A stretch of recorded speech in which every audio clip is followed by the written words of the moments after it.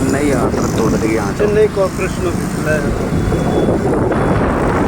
ഇത് Chennai corporation office. അത് Chennai central സ്ക്വയറാണ് വരുന്നത്. അവിടെ റെയിൽവേ സ്റ്റേഷനും കാര്യങ്ങളൊക്കെ ആ ഭാഗത്താണ് എല്ലാം. ചെന്നൈ നഗരം എപ്പോഴും തിരക്കാണ്. Central square. ഇതാണ് ചെന്നൈയിൽ സെൻട്രൽ സ്ക്വയർ. ആ കാണുന്നതാണ് railway station. Central railway station. ഞങ്ങൾ ചെന്നൈ പട്ടണത്തിലൂടെ ഇത്ര ദൂരം സഞ്ചരിച്ചു. ഫുൾ എപ്പോഴും എല്ലാ ചെറിയ ചെറിയ സ്ട്രീറ്റുകൾ വരെ സിറ്റികൾ വരെ എല്ലാം നല്ല തിരക്കാണ്. എപ്പോഴും ട്രാഫിക്കാണ്.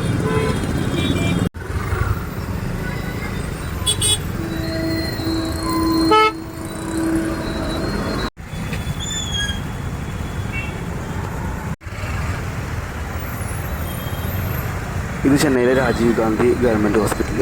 പോകുന്ന വഴിക്ക് കഴിഞ്ഞ ദിവസം ഇവിടെ ഒരു നേതാവിന് പാർട്ടി ബേസ് ചെയ്ത് ഒരു കൊലപാതകം നടന്നിരുന്നു.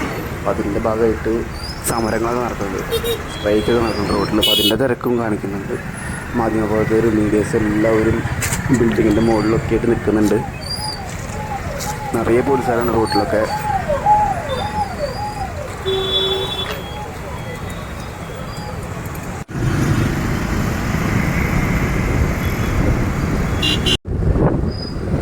ഇത് ചെന്നൈ ഹൈക്കോർട്ട്.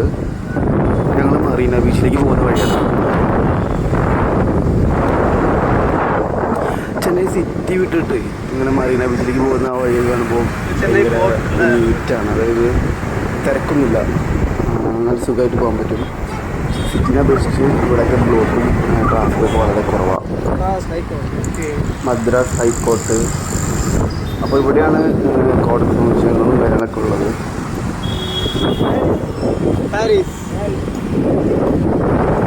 Police station.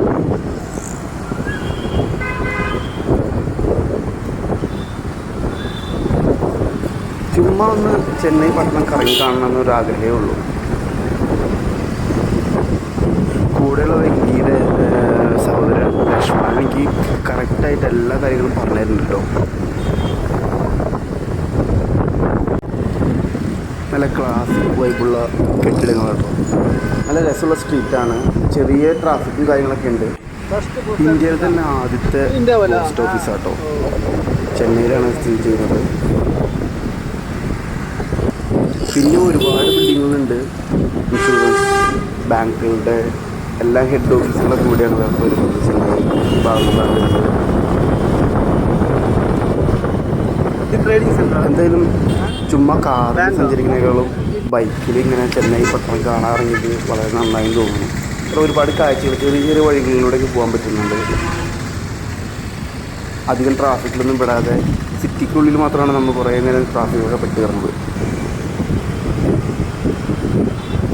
ഇത് ഗവൺമെൻറ് ഗസ്റ്റ് ഹൗസുകൾ, അങ്ങനെ കാര്യങ്ങൾ എല്ലാം ഈ ഭാഗങ്ങളാണ്. അപ്പോൾ അടുത്ത വീഡിയോയിൽ കാണാം.